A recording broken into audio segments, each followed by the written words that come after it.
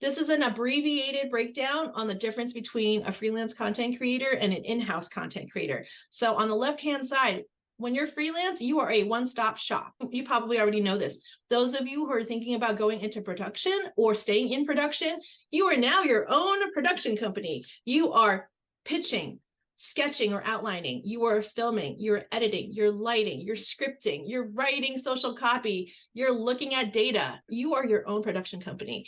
You may also be paid by a flat rate per content piece. So what I've been seeing and what I've been working with content creators on the smaller end side, on the small business side, is it's a flat rate for one video to try you out. And then if we like you, we're going to ask for 3 more videos for another rate. And we ask creators, what's your rate? Because we'll try and figure out if we have budget to actually pay you to do this. And if we don't, we'll see how else we can be creative in trying to work this out. Because sometimes we have creators that we really like and we just want to keep them.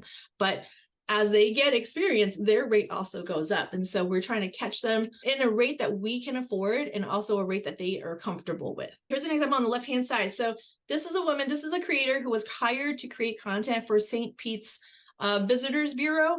She is highlighting the beach and accessibility for wheelchair-bound tourists. So again, there's an angle here, right? She is disabled. She's literally showing off the type of material so that the wheelchair wheels can actually roll onto sand. And that's really important to see.